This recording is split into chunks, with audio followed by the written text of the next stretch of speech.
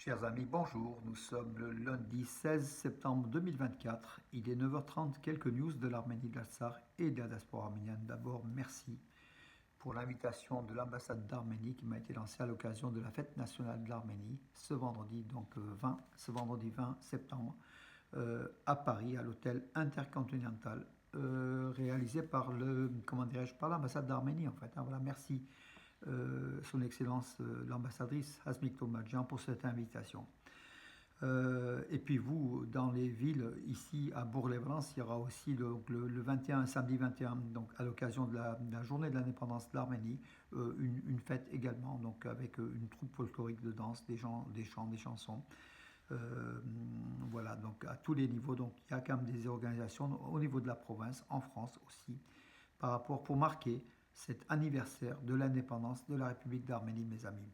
Cette République d'Arménie, justement, une délégation de l'Académie militaire d'Arménie a visité en France, sur quelques jours, le ministère des Armées et l'Académie militaire de Saint-Cyr. Voilà, donc formation, cours de formation et puis donc préparation de stage pour l'armée arménienne, en fait. Voilà aussi les liens d'amitié entre la France et l'Arménie et au niveau militaire, en fait. L'aide de la France à l'Arménie pour sa défense, le côté militaire, c'est une bonne chose.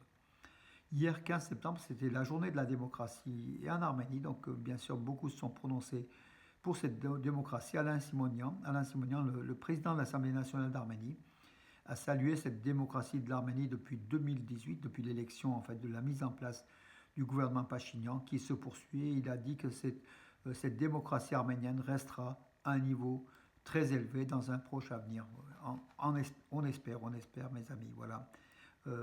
Par contre, c'est la démocratie arménienne, donc au Sud-Caucase, effectivement, qui a marqué le coup, si on compare à l'Azerbaïdjan, pays de dictature, bien évidemment, et puis la Géorgie, qui est aussi une démocratie, hein, il faut aussi le dire, mais effectivement, la démocratie arménienne est l'une des meilleures, et la meilleure sans doute du Sud-Caucase.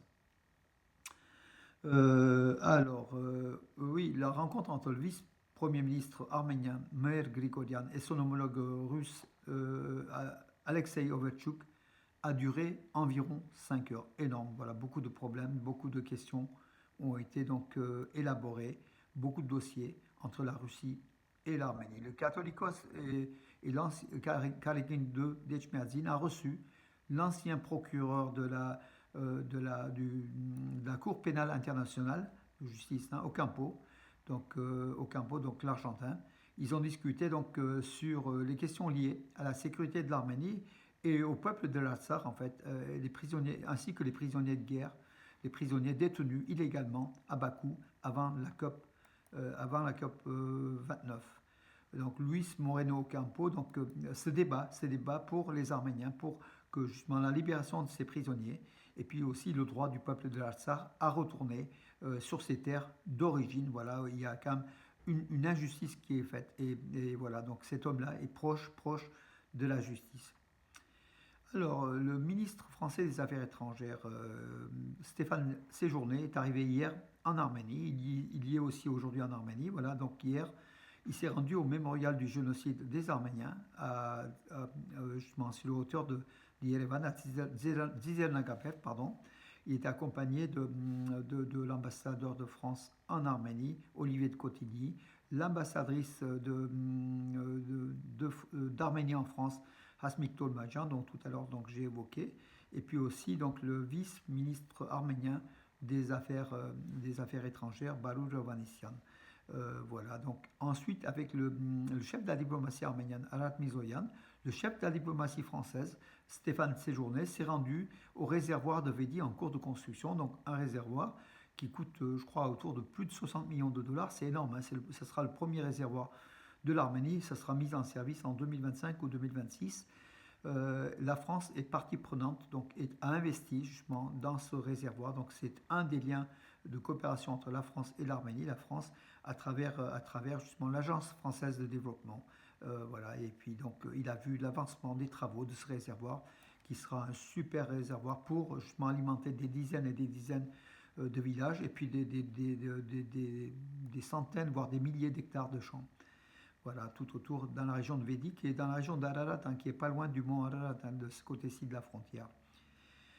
En Arménie, en environnement, donc encore un nouveau groupe de 10 cerfs, élafs, des cerfs élafs du Caucase, des élafs du Caucase, enfin ce sont des cerfs, hein, voilà, ont été relâchés dans la nature après donc avec le parc Dilijan, en fait, de la réserve naturelle de Dilijan, les a fait grandir et puis les a lâchés dans la nature. Voilà, donc la nature arménienne revient. Ces cerfs avaient disparu en fait depuis les années 50 dans la nature en état sauvage.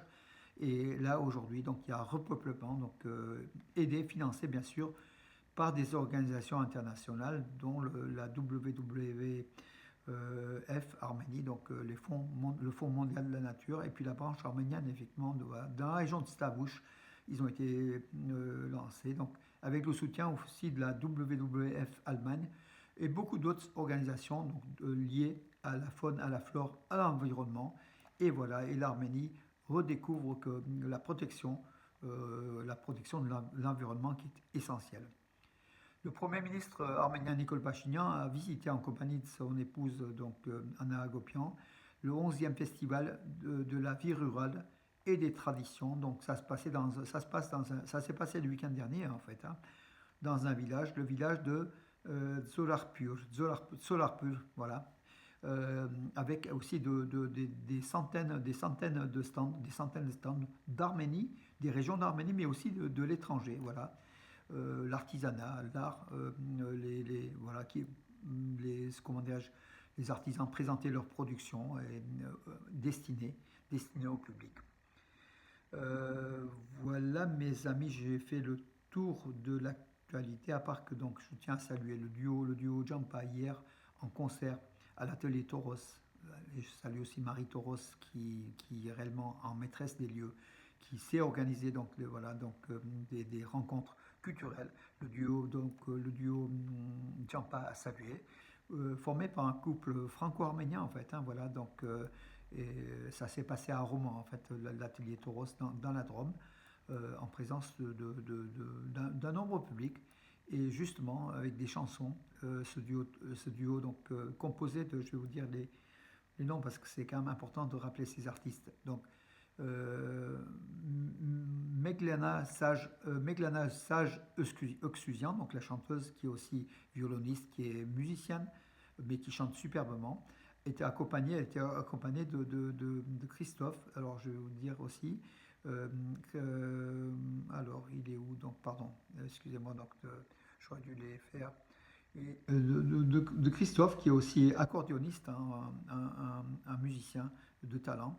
Voilà, bien sûr, on voit la bohème, l'Arménie, beaucoup d'Arménie, dont une chanson composée par le père de la chanteuse, hein, qui est français, lui, par contre, proche des Arméniens, Sage, qui a fait une chanson sur le génocide des Arméniens, une très très belle chanson.